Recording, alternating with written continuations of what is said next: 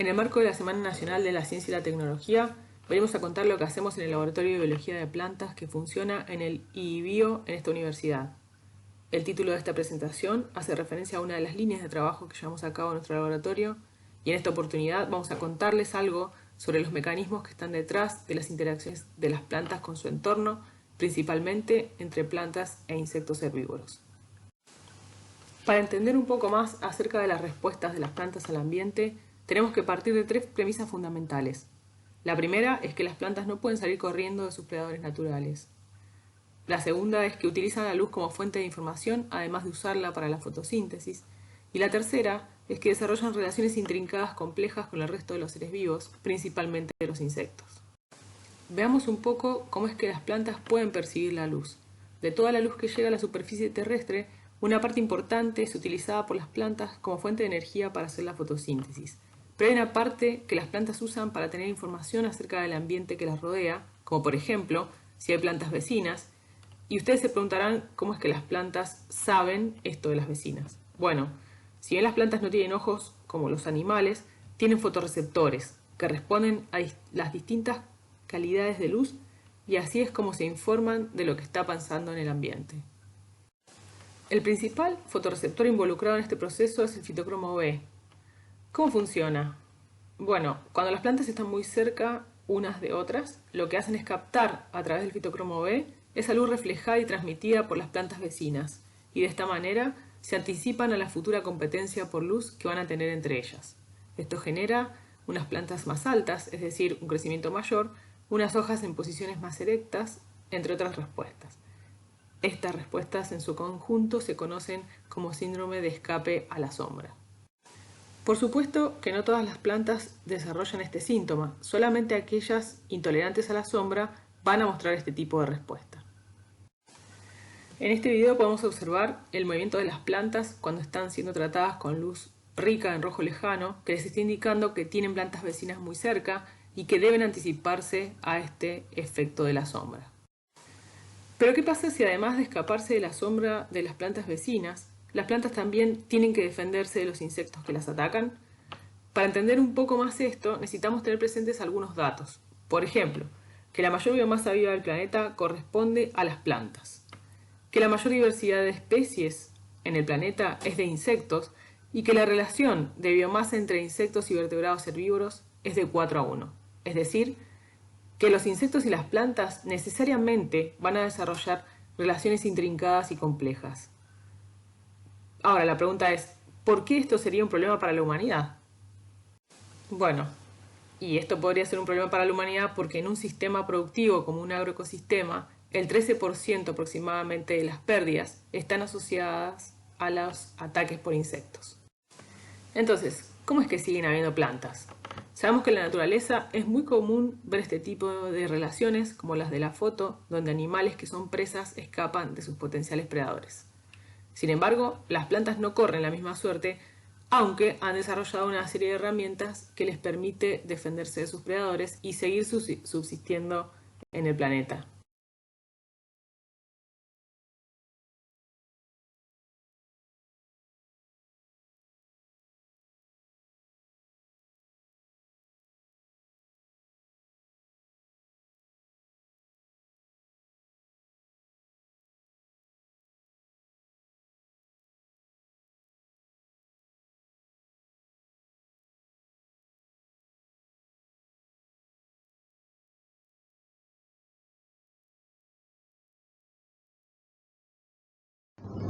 Para adentrarnos un poco más en las defensas inducibles, te contamos que se encuentra reportado que frente a un ataque por insectos herbívoros, las plantas liberan compuestos orgánicos volátiles que tienen la habilidad de reclutar insectos que parasitan a estos herbívoros. Es decir, que las plantas pueden convocar a ciertos insectos que de alguna forma hacen uso de estos herbívoros que la están atacando, lo cual resulta en una interacción beneficiosa tanto para la planta como para el predador. La incógnita que nosotras estudiamos es cómo resuelven las plantas el dilema de crecer o defenderse. Es decir, qué pasa con las defensas cuando una planta está detectando la presencia de vecinas y por lo tanto futuras competidoras por la luz y a la vez está siendo atacada por insectos herbívoros. Hay ciertas evidencias que indican que una baja relación rojo-rojo lejano tiende a reprimir las defensas inducibles. Entonces, lo que queremos contarte en este ratito que nos queda es cómo estudiamos esto en nuestro laboratorio.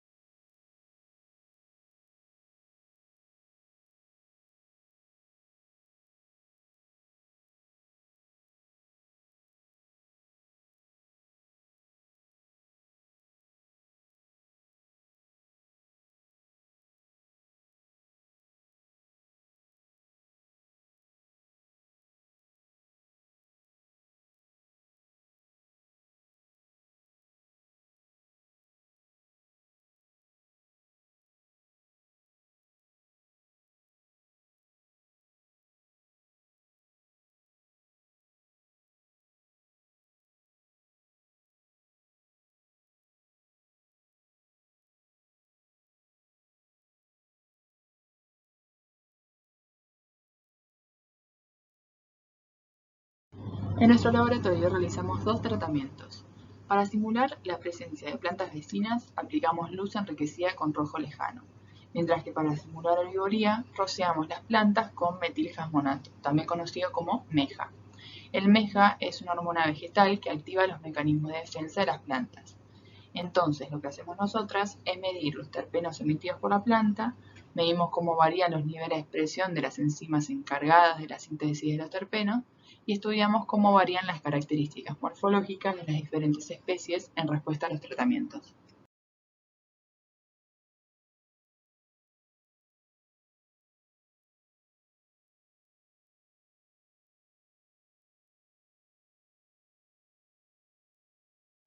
Para simular la presencia de vecinas realizamos un tratamiento que dura 3 días. El primer día se les da un pulso de rojo lejano de 2 horas al final del día de las plantas, conocido como end of day.